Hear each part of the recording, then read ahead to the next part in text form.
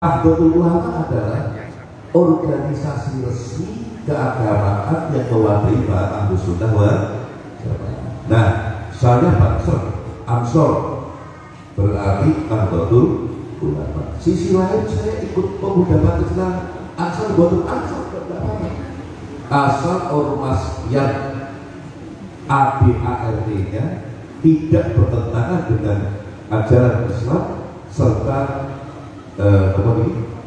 negara, tetap berpegang kepada Pancasila. Silahkan ya Bapak. Saya anggota Ansor plus pemuda Pancasila plus Laskar Merah Putih, tidak ada. Betul apa? Saya ikut aktif di Ormas A, Ormas B, Partai A, Partai B bermasalah. Nah, yang kedua, kenapa kemudian Nahdlatul Syekh membuat Nahdlatul Ulama? Saat ini kata muncul pertanyaan seperti ini, terutama di perkotaan. Mudah-mudahan kamu betul. Saya Islam asli, saya Islam netral, tidak NU, tidak Muhammadiyah, tidak Al-Irsyad, tidak Lima-Iyah. Pokoknya Islam. Karena berormas itu memecah belah umat. Cok milen itu kamu betul. Apakah betul ormas itu memecah belah umat dan apa perlunya? Kulo Islam tok, pokoknya orang itu orang Muhammadiyah. Wonten malih yang lebih, saya tidak mau bicara khilafiyah, perbedaan pendapat. Pokoknya gue Islam. Ya, dua ini jawabannya satu. Kalau tidak mau ber-NU, ber-Muhammadiyah, ber-Al-Irsyad, saya mau tanya. Kalau tidak mau khilafiyah, saya mau tanya. NU mengikuti mazhabnya Imam Syafi'i. Nek sampun wudu sehingga kali karo batal betul. Batal betul. Kenapa batal? Kenapa batal? Kenapa isinya di situ batal? Sebenarnya orang batal orang lebih dekat. Pati-pati batal berarti ini kan menurut mazhab Muhammadiyah tidak mengikuti itu. Muhammadiyah tidak batal. Saya mau tanya, Anda yang tidak NU dan Muhammadiyah terus dibunuh sehingga kalau bojomu batal apa orang? Sehingga orang itu orang Muhammadiyah. Kalau Anda mau batal NU berarti. Kalau Anda mau tidak batal Muhammadiyah, baru bab wudu sudah masuk khilafiyah. Apa itu ormas yang nggak mau bahas khilafiyah? Kalau nggak mau bahas khilafiyah, yo ilmu nggak jalan. Baru sampai bab wudu kau sudah khilafiyah. Khilafiyah itu bukan untuk dipertentangkan dan bukan dihindari, tapi dipahami perbedaannya berbudi. Sebab Islam tidak bisa berdiri tanpa dengan ilmu. Anda disebut Ahlus Sunnah saja itu produk ilmu. Ingat kali. Pentingnya ormas. Nek ono ustad, oknum ustad. Kalau ada oknum kiai cara orang ustad. Kok ngomong saya Islam ikut Quran Sunnah, Quran hadis, tapi saya tidak egois dia Muhammadiyah. Nek ono ngomong ngeten sungkel mau nang karena kalau dia di generasi sekarang, saya yakin orang tuanya, gurune, dia belajar di mana, pasti gurunya nek boten NU ya Muhammadiyah, boten Muhammadiyah ya Al-Irsyad, boten Al-Irsyad jadi Pak dan seterusnya. Dia boten. Dia mau mondok di mana, mau sekolah di mana, pasti sekolahnya nek boten NU ya Muhammadiyah, Al-Irsyad dan seterusnya. Dia boten. Berarti dia belajar dari mana? Kok tiba-tiba Islam itu anak janda orang tuanya pasti kalau tidak NU ya Muhammadiyah, Al-Irsyad dan seterusnya. Yang kedua seakan-akan suudon. Kalau para bapak-bapak pendiri ormas ini dianggap pecah belah umat, lakoni berbuat apa? Bahkan negara mengakui siapa itu Pondok Syekh di Yasin, siapa itu Ki Ahmad Dahlan, Dostok Lamunata dan lain-lain. tidak hanya pejuang agama, tapi bahkan para pahlawan bangsa yang telah berbuat sesuatu. Loh kok Pak Kiai? Kuwi sapa gitu loh. Nah, yang ketiga, ormas itu untuk memudahkan koordinasi. Contoh, pemerintah Republik Indonesia, Departemen Agama, Kemenak, ingin ngejak rembuk umat Islam di Indonesia. Kalau tidak ada ormas, lo berikan jumlahnya berapa umat Islam di Indonesia? Indonesia mayoritas Muslim, rakyatnya 240 juta. Kalau kita ambil persentase 80 juta saja, kira-kira di atas 200 juta tahu betul? Nah, pemerintah mau ngejak rembuk, kira-kira tempat mana yang cukup 200 juta orang? Kemarin baru pawe kayak gitu aja, klaimnya 7 juta. Ini 7 juta kalau seayahnya itu koporan. Jakarta macet kok. Gitu betul. Kalau 200 juta tempatnya di mana? Tapi kalau 200 juta ini semua masuk di ormas, enak. Umpami ormas di Indonesia, ormas Islam ada 30 umpami. Kemenang atau pemerintah akan mengaktifkan kerja untuk Pak Islam di Indonesia. Maka waktu itu jadwal tahunan Isdat 1 Ramadan dan Isdat 1 Syawal. Betul? Lebih kan kerja apa? Dan tinggal diundang melaksanakan falakiyah. Departemen falaknya masing-masing ormas kalau 30 satu ormas putus 5 orang, satu mobil kali 30 cuma 150 orang. Jangan kata di Jakarta di gedung itu aja cukup, betul loh. Ya, ayo bicara dulu bareng-bareng. Ayo, kamu punya ilmu apa, berdebat apa? Pakainya apa? Isbatnya pakai apa? Rukyatul Hilal. Rukyatul Hilalnya bagaimana bikinkan ruknya dan seterusnya. Metodenya bagaimana? Disatukan. Oke, sekarang ini sudah masuk apa belum? Kalau isbatnya sudah, karena hitungannya begini. Ayo diberikan yang Hilal ruknya. Rebutan Pak. Tak malu, ya ini 1 Ramadan malam ini kita mulai terawih. Sudah 30 ormas mewakili 200 juta umat Islam Indonesia. Kok tiba-tiba tanpa ormas-ormasan? Ya. Nah yang keempat, kita terus bagaimana? Kulo jenengan yang Pekalongan, yang Rogoselo, di Biyen, di mbah kita kenal mana ibadah, di mbah kita kenal berzina, kenal yasina, tahlilan, nopo malih wonten bukti makamipun bahwa waliyaku Rogoselo. Hidupi Rogoselo, hidupi Penatasangin. Tentu umat Islam yang ada di Rogoselo ini Ahlus Sunnah wal Lalu Ahlus Sunnah wal Jamaah silakan pilih ormas yang sesuai dengan Ahlus Sunnah wal Jamaah. Dalam hal ini yang paling jelas adalah Nahdlatul Ulama. Terdapat. Nah, yang membedakan tentu dengan yang lain. Nahdlatul Ulama Ahlus Sunnah wal Jamaah disampaikan lahir di Indonesia pada tahun 1926 Miladiyah. Maka kalau sekarang karena berapa? 9 hitungannya Miladiyah atau Syamsiyah. Kalau dihitung pakai Komariah 99. Nah, kenapa beda? Per 100 tahun selisihnya 3 tahun. Diambil dari mana? Dari surat Kahfi. Ketika Al-Quran menjelaskan, Kanjeng Nabi menjelaskan, menjawab tentang lamanya sulitnya Ashabul Kahfi turun dan gua, Quran menjelaskan bahwa dunia di sana wasdadu is'at 300 ditambah 9. Karena apa? Sing takok yang Yahudi yang pintar. Biar Yahudi mengasih pertanyaan lewat orang-orang Quraisy yang takok oleh Kanjeng Nabi.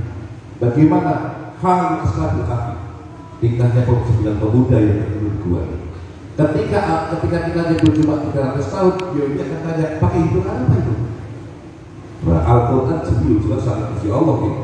300 menurut perhitungan Syamsiyah, kalau menurut perhitungan Komariah adalah 309 tahun. Karena 300 tahun berarti per tahunnya 3 kali 3 berarti 9. Di luar Tuhan. Dan karena ini sudah 90 tahun, sudah hampir masuk 100 tahun, ya selisihnya 3 tahun. Jadi kalau 96 menurut Syamsiah, menurut Qamariyah adalah 99 tahun, selisihnya 3 tahun. Yang kelima, lahirnya Nahdlatul Ulama itu menyebabkan lahirnya banyak pergerakan nasionalis. Nahdlatul Ulama lahir atas prakarsa Hadratus Syekh Hasyim Asy'ari dan Ki Wahab Hizbullah, yang saat itu setelah Ki Hasyim selesai mondok ke Tanah Jawi, beliau meneruskan mondok ke Timur Tengah, ke Mekah. Di Mekah Ki Hasyim berguru kepada Syekh Mahfud Termas, Syekh Ahmad Khatib bin Nabawi, Sayyid Abu Bakar Satok dan lain-lain, Sayyid Abdul Aziz bin Al-Maliki, Abbas bin Abdul Aziz Al-Maliki, Sayyid Muhammad bin Husain Al-Habsyi, abahnya Syekh Husain Al-Durrah. Itu ke Mekah. Saat itu Mekah atau yang disebut Hijaz baru saja terjadi pergantian pemerintahan. Mekah, Madinah, provinsinya namanya Hijaz. Selama 500 tahun lebih, Hijaz itu amirnya, gubernurnya dikuasai oleh Ashraful Hasyimi Al-Hasani. Marga Al-Hasyimi dari Al-Hasani bukan Sayyidina Hasan, disebutnya para syarif atau asraf. Nah, di tahun itu, di abad-abad itu, Hijaz dikuasai oleh pemerintah Saudi. Terjadi pergolakan luar biasa. Nah, pertanyaannya, asraful Hijaz yang saat itu Ahlus Sunnah wal Jamaah, kemudian muncul bahwa dari Najd itu Birqiyah itu sekarang Riyadh, yang sudah disinyalir oleh Kanjeng Nabi, wasatakunul hitam min Najd kaqornya syayatin, kelak akan muncul banyak fitnah dari Najd seperti 2 tanduk setan. Di dalam kitab Durrul Usamiyah fi Rabi' al-Wahabiyah dijelaskan qornya syayatin, yang pertama Musailamah al-Kadzdzab, yang kedua adalah Muhammad bin Abdullah An-Najdi, pendiri sekte Salafi Wahabi. Nah, itu dalam kitab Durrul Usamiyah, bukan di hadapan. Kemudian juga dijelaskan dalam kitab Mafahim Yazid wa Nusukah karya Syekh Muhammad bin Ali Al-Maliki. Nah, pada saat peralihan itu para ulama Hijaz, terutama di Mekah tempat Hadratus Syekh Hasyim Asy'ari, mendikte itu Hasyim Asy'ari nanti kalau pulang ke Indonesia, jangan sampai apa yang menimpa di Hijaz menimpa juga di Indonesia. Kami para ulama di Hijaz tidak mampu mempertahankan Hijaz tetap Ahlus Sunnah wal Jamaah karena kaitannya dengan kekuatan politik.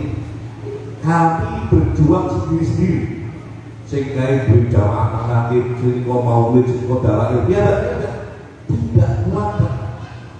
Padahal ulama-ulama Hijaz waktu itu Ashabul Haramah, Sayyid Abu Bakar Satok itu penyusun kitab Al-Adab Thalibin, itu Ki Hasyim. Saya mendapat sanad mutawatir sampai kepada beliau dari Sayyidina wa Qur'an Ibn yang dirolis sekali.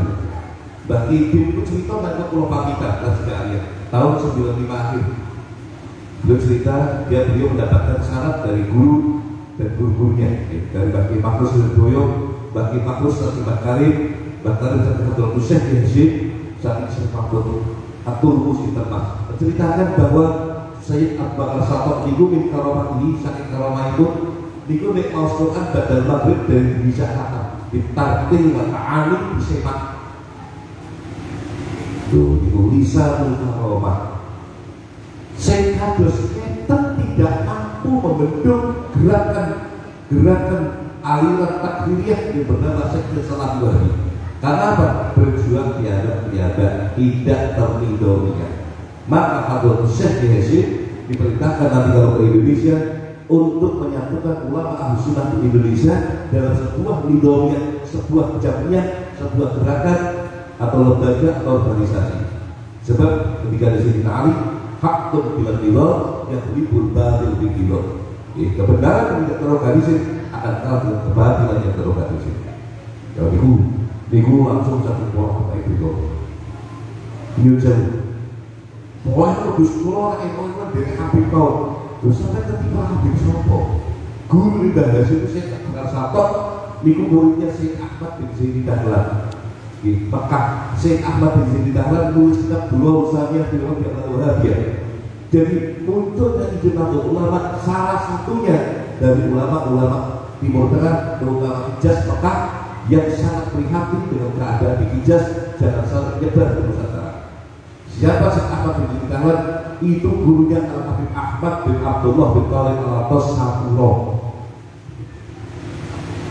Habib Ahmad bin Abdullah bin Thalib Al-Atas Sapuro punya guru banyak, antara lain Habib Abdullah bin Musin Al-Atas, Habib Hikmat Bogor, Habib Ali bin Abdullah Subuitan, dan seterusnya banyak. Semua sangat metode habaib sampai ke sana. Yang dengan bagusnya Kiai Hasyim Asy'ari. Nah, ketika Kiai Hasyim kundur ke Indonesia saat itu, beliau tidak buru-buru, bukan langsung dumeh oleh ilmu di Timur Tengah, dumeh oleh informasi dari sana, tidak langsung. Beliau menghadap dulu Kiai Maulid Takalan, gurunya di Indonesia, dan beberapa ulama yang lain, termasuk Fadilaipun Maulana Habib Hasyim bin Umar bin Habib Yahya Pekalongan dan Habib Lutfi, meskipun tidak tercatat di sana. Saya mendengar cerita ini dulu dari almarhum Gus Dur tahun 97. Nah, kemudian dijabarkan pada level beliau Maulana Habib Lutfi dijabarkan lebih lanjut. Setelah proses istimewa dan seluruhnya singkat cerita, waktu sudah mendesak. Ada informasi dari Mekah, informasi dari Saudi, di Madinah makam Kanjeng Nabi mau dibongkar. Sebelumnya semua situs sejarah yang ada di Mekah dibongkar. Ada pintu yang bernama Babu Bani Saidah, pintu Bani Saidah. Pintu itu sangat bersejarah karena apa? Di pintu itu dulu pemuda yang bernama Muhammad yang telah menjadi Nabi Rasul mendapat julukan Hadawan Al-Abi, itu di pintu Bani Saidah. Di depan Masjidil Haram ada madrasah pertama, rumah yang dijadikan Kanjeng Nabi dimulai para sahabat As-Sabiqun Al-Awwalun dan Muhajirin, itu di situ. Rumahnya siapa? Sahabat Al-Aqab ibnu Al-Aqab. Ibu Kanjeng Nabi pulang begitu. Semua berantakan, dihancurkan.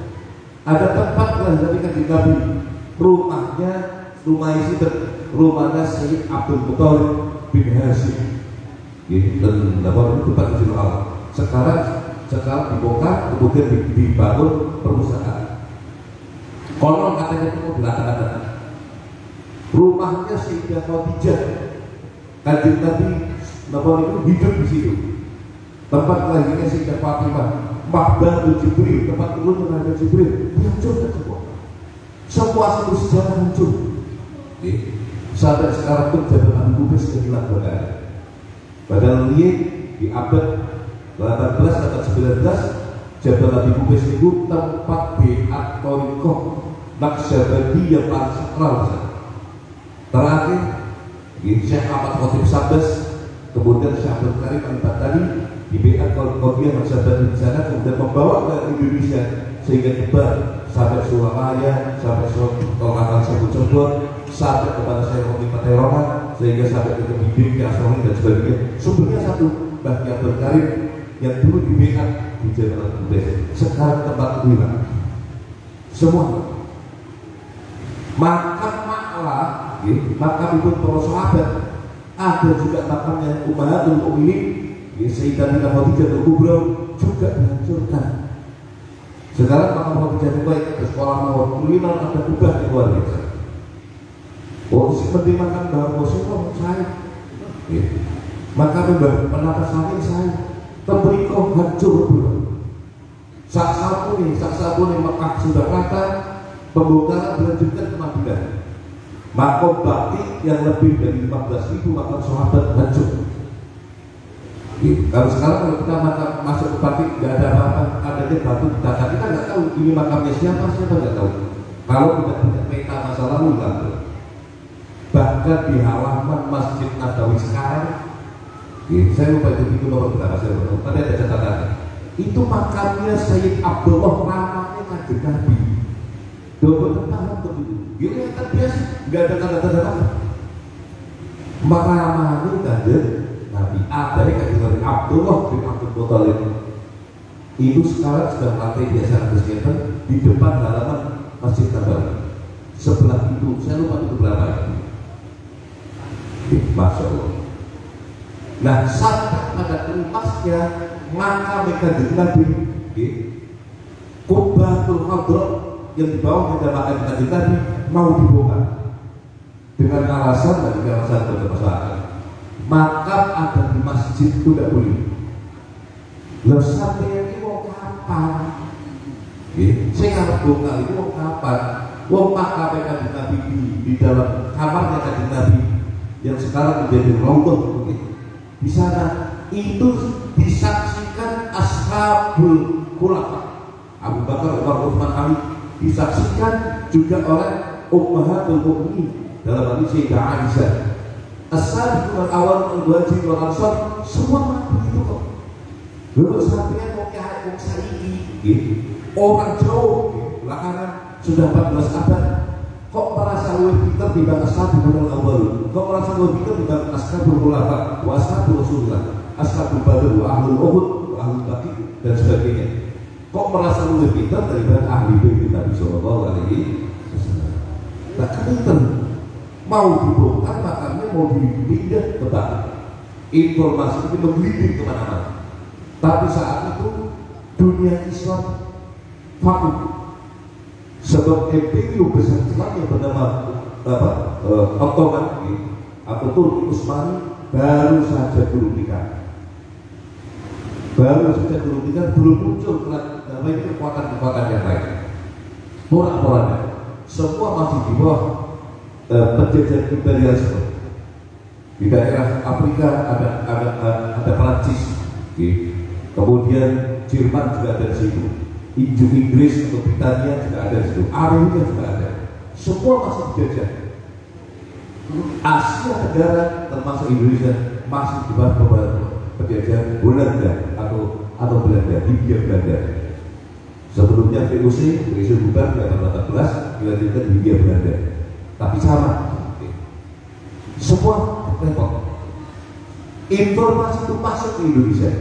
Kebetulan ormas yang sudah ada sebelum NU antara lain Serikat Islam, antara lain Muhammadiyah.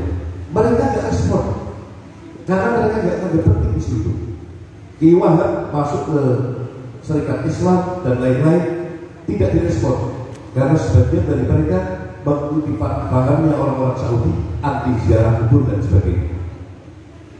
Di saat genting, alhamdulillah biiznillah istiqoroh para kiai muncul bertepatan dengan isu maka mau dibongkar ini, sehingga lahirnya Nahdlatul Ulama, kemudian membuat komite Hijaz Panitia kecil yang dibikin oleh Baki Wahab, Haji Hasan Kipo, Baki Ridwan, tercetak bahwa itu lambang NU Kiai Muhammad Dahlan, Syekh Ghani Al-Bisri, yang berada di Muslim ini termasuk pengurus awal Nahdlatul Ulama dari Mesir. Haji Hasan Kipo ketua PBNU pertama, Ibu Juragan Sugi, sebab Kiai itu mau berjalan Pak. Sing bensin, sing bayar kapal dan sebagainya, lalu keluar baru. Dan maka terus kemudian Pak Ulah tadi, Ibnu, NU, Ansor di sini akan berhasil kalau didukung juga oleh pendanaan. Nah ini fungsinya apa dia? Itu dari dulu terus kita. Kanjeng Nabi dakwah awal dari Nabi untuk duikan Khadijah kubro. Sehingga Khadijah ini wong wadon rondo ayu luar biasa. Ajbal nisa dan Quraisy, intelektual, pedagang, nasabnya tinggi, hafid hafidhah apa putus sapi kalau kita kaget dulu lalu Sayyidah Khadijah. Maka kan dapat kajian Nabi ketika Nabi Rasul Sayyidah Khadijah beliau sebagai istri yang partner yang juga administrasinya beliau juga saudara bendaharanya beliau dan pendukung dari beliau. Ibu Sayyidah Khadijah. Karena Sayyidah Khadijah belajar dari mana beliau? Beliau murid sekaligus ponakan itu Waraqah bin Nawfal wa huwa a'la ulama ahli kitab ila zaman. Beliau pintar Sayyidah Khadijah. Nah, dananya waktu luar biasa. Sampai tekanan di Nabi yang di Quran wa wajadaka a'ilat fa'adna. Jadi Nabi a'ilat dalam keadaan fakir fa'adna, dikayakan, disugikan, dicukupkan dengan apa? Dengan hartanya Sayyidah Khadijah. Jadi tidak pakai tidak nyambung dengan pemilik ekonomi dan sebagainya, termasuk kekuasaan. Nah, setelah nomor itu terbentuk panitia, kemudian mereka menyusun surat, diutuslah para beliau Nabi menghadap Raja Saudi yang saat itu namanya Abdul Aziz bin Saud, dari Raja Salman. Jadi hampir 100 tahun Saudi ini dikuasai oleh anak-anaknya Abdul Aziz. Fahd bin Abdul Aziz, Salman bin Abdul Aziz, Faisal bin Abdul Aziz, semua bin Abdul Aziz semua. Dan karena satu rojo ini, buju itu 30 dengan bayar. Buju itu 30. Khalid bin Abdul Aziz, anaknya seabrak-abrak. Karena mereka waktu itu masih menganggap selingkuh halal, seperti perbudakan. Buju ya papa, tapi selingkuh boleh bayar. Dianggap sebagai anak atau sebagai budak, punya anaknya banyak. Maka sampai sekarang masih banyak Abdul Aziz Mohon. Zaman itu bagi orang penganggap Al-Malik, mereka nyebutnya Jalalatul Muluk. Dan yang Saudi orang pasal berikut nyebutkan kita bisa bila mau turun, nyebut rajanya Jalalatul Muluk, raja.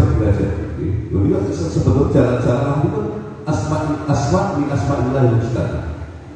Harus dilakukan semata kepada Allah. Itu perajaan Jalalatul Muluk, Al-Malik Abdul Aziz bin Saud menghadap kepada beliau. Bahti Wahab pulau bayangnya niku Kiai Jawa. Dari Jawa dijajah. Sarungnya sapi sarung. Zaman itu saya dong sarung belum lari ke sana.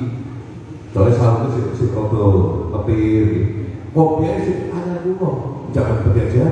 Mungkin kopinya bagian 1,5 kuning burau. Nganggo jas, tapi jas itu soalnya saya apik itu yang bisa itu. Karena zaman berjajah. Samune PPO, sandalnya setengah pakaian, ini bukan bisa dalulan kalau yang masih itu. Menghadap Raja Saudi yang gagah arah tenang, membawa surat dari Nahdlatul, dibacakan. Surat ini dari siapa? Dari Jamiyah Nahdlatul Ulama Al-Jawi, karena belum ada Indonesia. Disebut Al-Jawi kaget. Raja Abdul Aziz kaget. Karena belum lama di Terengganu ada ulama Jawa yang membentarkan Hijaz. Sinten itu Syekh Muhammad Nawawi bin Umar Ibnu Arabi Al-Battani. Syekh Nawawi Banten itu menggembarkan di sana. Itu fikihnya. Dalam contohnya Syekh Ahmad Khatib Sabbas juga memikirkan. Di era berikutnya ada Syekh Mahfud Termas yang sampai sekarang kajian Syekh Mahfud orang Termas orang Pacitan masih menjadi salah satu mata pelajaran di Al-Azhar University di Syekh Mahfud Termas. Jadi saat itu ulama Jawa luar biasa di sana. Nah, kaget ketika disebut Al-Jawi, karena Al-Jawi tidak hanya Indonesia, meliputi Patani Thailand, meliputi Borneo atau Brunei, meliputi Moro itu Filipina, termasuk Moro, Brunei, kemudian Patani, kemudian Malaysia, Singapura, itu masuk Al-Jawi.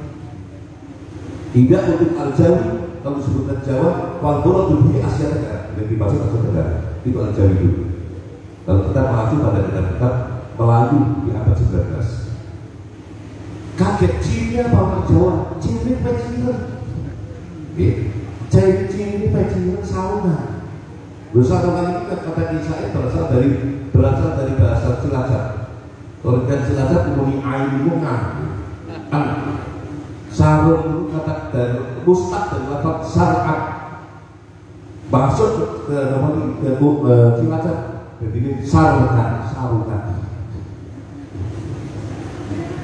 Ini buku gunakan ini saya buku dulu. Nah, kaget isi daripada surat itu intervensi. Mohon kepada Raja Saudi Abdul Aziz bin Saud agar tidak utik-utik makam mereka, karena makam ini milik umat Islam sedunia. Kalau sampai berani utik-utik makam ini, kami Bagi Wahabi, kami Nahdlatul Ulama akan menggerakkan revolusi dunia Islam untuk protes kepada Saudi, berdiri pada Saudi.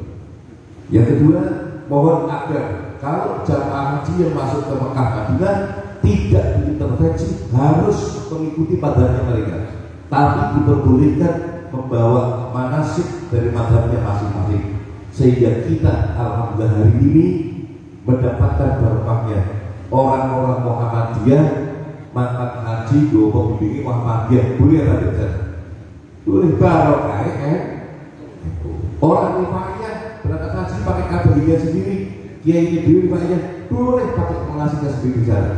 Silakan pakai manasiknya mazhab atau golongannya masing-masing, dilonggarkan. Itu salah satu permintaan NU sehingga sampai sekarang diperbolehkan. Nah, kemudian tadi ya makam tadi masih ada jasanya Nahdlatul. Nah, kalau kaitannya dengan nasionalisme gampang. Dalam lagu yang Ramadan, nah ini cerita Ancol, kalau nanti sebelum PKB, tolonglah, tolong kota Kabupaten Pakuan Boyolali yang meneruskan.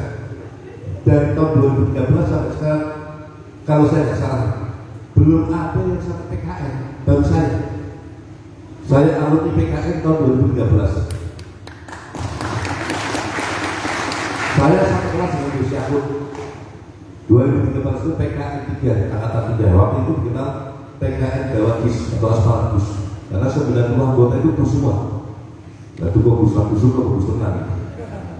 Nah kalau termasuk kena barokahnya. Saya satu kelas dengan Gus Yakut, dengan Gus Faris Doliwi, mantunya Gus Dur, suaminya Mbak Yeni, Gus Nabil yang tangisi di sini. Itu satu kelas dengan kita. Nah sampai sekarang saya belum dengar ada kader Ansor yang sudah sampai PKN lagi di kota Luar Pekalongan. Mudah-mudahan tidak cuma PKN tapi sampai PKN.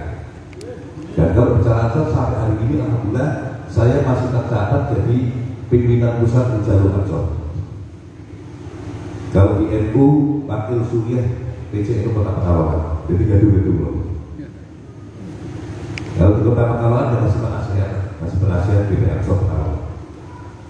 Dan kita lanjutkan. Di lagu yang Ramadan ini kenal. Yang lagu yang Ramadan ini keluar pada saat PKN 3 kelas saya di Ciwidey Bandung.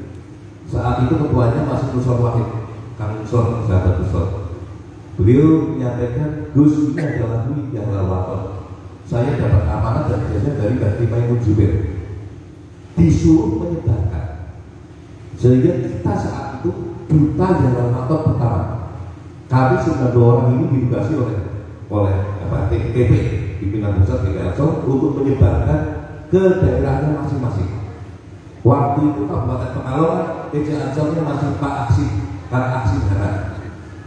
Nah kita sebarkan kemana-mana menjadi Mas atau kedua. Kalau sekarang sampai TPI sampai Berabel sudah yang lalu semua alhamdulillah. Jadi yang lalu saya kenal. Ya dalam natur jalan motor itu ada tag, ada kalimat Indonesia biladi antakun walu fahawar ilahi. Baki Wahab menulis jalan motor itu tahun 1934. Belum ada negara Republik Indonesia. Ini mimba di Karomati, mimba di Bukasabati, termasuk Bukasab yang Baki Wahab sudah tahu kelak. Ya, negara Hindia Belanda ini akan menjadi Republik Indonesia. Itu buktinya. 1934 sudah mengatakan Indonesia biladi an-naqul wadul maqamah kullu lam yalqa iman. Itu Abdul Husain Iwan. Jadi kalau Nahdlatul Ulama di mana-mana mengatakan NKRI kembali beralasan karena kita turut membidani lahirnya negara kesatuan Republik Indonesia. NU 1926, Indonesia lahir 1945. Tentu para kiai saat itu bukan kelas pulau itu statusnya nggak ada. Kelas Abdul Husain, kelas Pekalongan, Mbah Kiai bin Idris di Simba, itu termasuk selevel dengan Kiai sekali. Tapi Mbah Kiai ini putranya Mbah Idris dari Putu Cirebon, beliau juga salah satu penantunya Mbah Ki Soleh Darat dan juga salah satu penantunya Mbah Ki Said Gedongan, Ki Said bin Akil bin Sirot bin Said, juga penantunya Mbah Ki Soleh Darat Jepara. Itu Mbah Kiai bin Idris, terkenal muslim dalam buat ahzab. Saya dalam juga ada saran dari beliau. Kalau kita urut dari Bani Muhammadun, saya dapat dari Kiai Ibron, saya ingin urut dari Ibron dari Umu, Kiai Ibron dari Kiai Muhammadun Pondohan, Bani Muhammad dari Bani Mir bin Idris. Saya pernah dapat Hizib Nawawi dari Kiai Khalil Bisri, abadnya Gus Yakut, Mbah Khalil dari Bani Bisri, Bani Bisri dari Bani Amir bin Idris. Jadi beliau muslim besar dan seangkatan dengan Habib Musa Kiai Hasyim Asy'ari. Nah, terus pada saat itu luar biasa. Salah satu ulama-ulama besar tentu tidak lepas mempersiapkan negara ini kelak kalau berpikir bentuknya seperti apa. Di munas-munas itu tentu sudah dibahas. Di pasal-pasal itu tentu sudah dibahas sampai dengan tingkat nasional. Sehingga nanti kalau negara merdeka bentuknya seperti apa? Ada kasus unik kaitannya Hindia begini. Waktu itu Indonesia masih di bawah Hindia Belanda, dijajah Tondo. Muncul kasus politiknya kita ini di bawah pemerintahan Belanda. Nah, pemerintah Belanda ini tentu mempunyai kemenang juga. Tentu saat itu ada penghulu. Nah saat ini kalau ada kasus kecamatan Dorong, ada cewek, ada gadis, ada perawan mau menikah, tidak punya wali, berarti walinya wali hakim. Wali hakimnya berarti penghulu. Nah penghulu ini di bawah pemerintah Belanda sama enggak? Kalau demikian pemerintah Belanda itu sah apa tidak menurut fikih? Pemerintah tidak sah, tentu penghulu tidak sah. Kalau penghulu tidak sah, berarti tidak ada wali hakim. Kalau tidak wali hakim, tidak ada hakim sah. Itu sudah muncul. Dan kalau sekarang dengan merasa Said sering kontroversi, Gus Dur kontroversi, nah betul sejak awal sudah kontroversi dengan orang awam, orang udah. Waktu itu keputusan Basel Masail memutuskan bahwa pemerintah Belanda sah kebayaran. Coba kali ini apa betul? NU mengesahkan pemerintah penjajah. Pemerintah penjajah Belanda sah, tapi wajib muslim. Kelayangan sah, tapi wajib muslim. Sebab ketika tidak sah, tidak ada wali hakim. Ini kobra kemerdekaan. Nah setelah kemerdekaan, para kiai sudah usul nanti bentuknya seperti apa. Nah beliau mengacu kepada negara Madinah atau negara Madani yang dulu bernama Yathrib yang dibentuk oleh Nabi Sallallahu Alaihi Wasallam. Sehingga bentuknya negara kesatuan Republik Indonesia. Kasus tadi muncul lagi dalam kita memang kuat ketika DPTI dan sebagainya DPR menggembar-gemborkan bos kepada umat bahwa negara Indonesia tidak dipilih dengan cara Islami, maka wama yatawallad minhu juga tidak sah. Lalu indah ini. berarti pemerintah Indonesia tidak sah. Dan kalau tidak sah berarti perwalian tidak sah. Nah, kembali lagi Pak, umat resah. Oleh itu pribadi di saat umat resah selalu yang tampil di muka adalah Nahdlatul Ulama. NU kemudian mengadakan rapat Munas kalau nggak salah di Bogor, kemudian memutuskan bahwa pemerintah Indonesia dari pertama almarhum Ahmad Soekarno sampai kapanpun adalah waliul amri ad-daruri bisyauq. Di waliul amri adalah pemerintah yang sah. Ad-daruri, kenapa disebut darurat? Sebab sudah tidak ada imamatul ulama di muka bumi. Khilafah Utsmaniyah sudah hilang, gak ada imam ulama, maka yang ada adalah waliul amri ad-daruri bisyauq. Sah pemerintah. Loh ini luar biasa. Di saat menghadapi PKI pada saat itu tentu kita menolak paham anti Tuhan dan sebagainya, tentu menolak. Tapi dalam kaitannya siasatnya lagi, ini Presiden Bung Karno membuat nasakoh di dalamnya ada nasionalis, komunis, partai. Semua orang Islam keluar dari lingkungan negara, semua keluar. Hanya Nahdlatul Ulama yang masuk. Bagi Wahab saat itu. Nek saiki mungkin bagi Wahab diviralkan kabar-kabar kumpul bagi saiki. Mungkin Gus Dur. Lo gimana? Itu gimana? Bagaimana? Ini ada PKI gambarnya, yang lain keluar semua, masuk di luar, semua keluar. Kok malah masuk? Tentu bagi Wahab ketika mengambil keputusan itu sangat kontroversial. Bahkan mungkin di keluarga itu sendiri banyak yang kontroversi.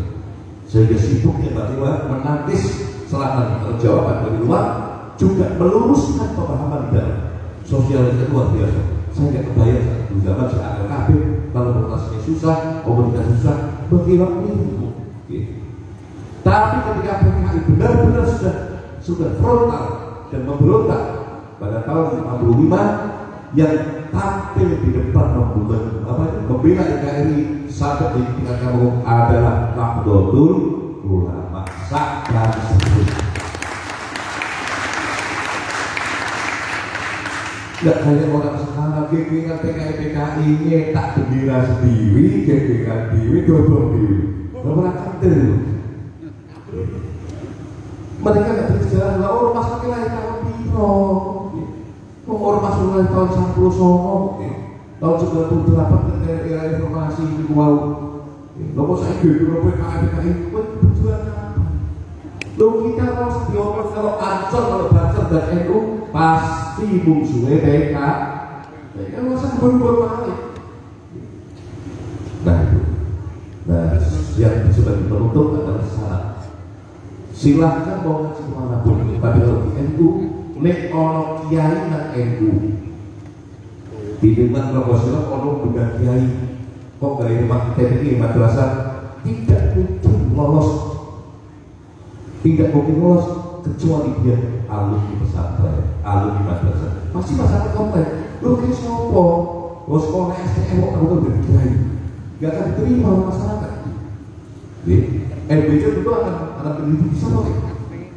Sebab kalau kiai NU di NU di Ustaz pasti harus jelas pesantrennya mana, madrasahnya mana. Oh gak pondok. Itu Ustaz orang pondok. Tapi dia sekolah yang sananya aliyah dan madrasah aliyah Simbang Kulon. Itu sama saja dengan pondok.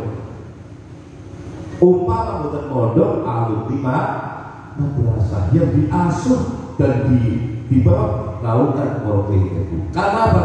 Untuk memastikan sanad keilmuan nyambung sampai Nabi Sallallahu Alaihi Wasallam. Ad-dinu an-nasiha fal yandur amman ta'khudhu dinakum. Agama itu petunjuk, bukan sembarangan. Maka fal yandur teliti sebelum kamu berguru. Amman ta'khudhu dinakum. Kalau Anda belajar Islam kepada kita NU sampai kepada Imam Syafi'i, yo betulnya tahlilan, betulnya malah ibadah. Tapi yang salah sangat karena Imam Syafi'i dia bikin blok.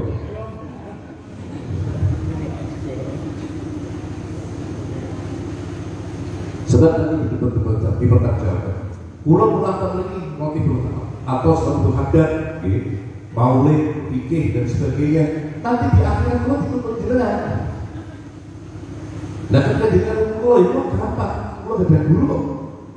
Kulo sakit pakai TV, pakai baju kali mungkin kulo terlalu gampang, guru kulo mana? 3.000 yang salah jurusan dari mana? Oh kali itu misalnya kita mau bagi Imron Ibn, beliau dari mana?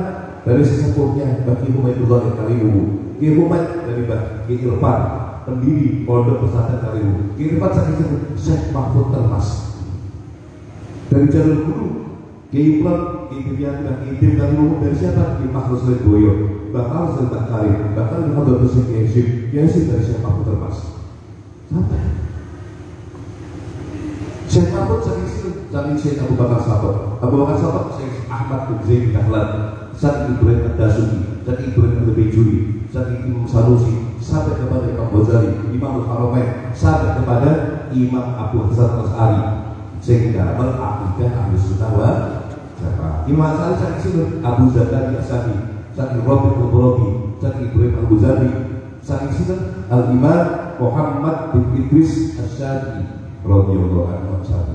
Imam Syafi'i saking Imam Malik saking Nafi' saking Abdullah bin Umar, saking Kanjeng Nabi Muhammad sallallahu alaihi wasallam. Ini yang disebut silsilatul dzahab, ya, mata rantai emas keilmuan yang kita pegang di Ahlus Sunnah wal Jamaah. Baik fikih, hadis, tauhid, sampai harokah, semua bersyarat sampai Rasulullah sallallahu alaihi wasallam. Harapan kita ber-NU, ber-Ansor, berhitung lebet dari Nabi, lebet yuhsyarul mar'u ma'aman ahab, wong bakal dikumpulkan pada waktu hidup Kristani.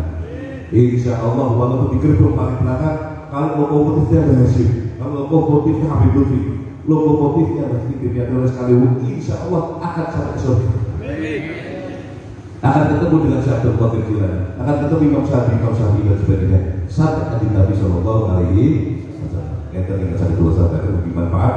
Bismillahirrahmanirrahim. Al-Fatihah biyadil qabul wal musuh wa musuh tamam bi syukur wa aqul wa sallallahu alaihi wa barik fi wa dunya wal akhirah bi'adha kulli syai' jariban al-dunya wal ahbabina wal awladina wal masihina wa ala dinina wa nabi qulubana wa qalibana ma'aku qawlan wa afaq wal mauta fi islam wa iman bil akhirah wa al-jannah fi wa al-jannah ala hadhihi wa ala hadhihi salihah wa ala ma nawa sallallahu salihun. Al-Fatihah.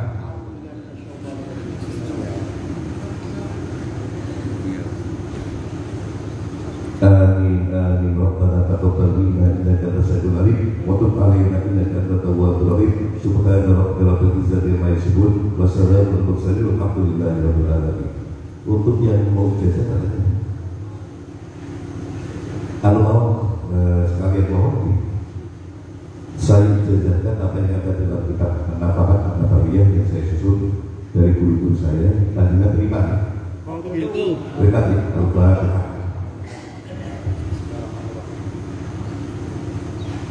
Itu untuk untuk atas di Robi Kubro dan beberapa ahli yang lain. Untuk kengkeh dan tata caranya, maka silahkan biar dibimbing oleh Pak Sulaiman selaku ketua KPI. Dan Assalamualaikum warahmatullahi wabarakatuh.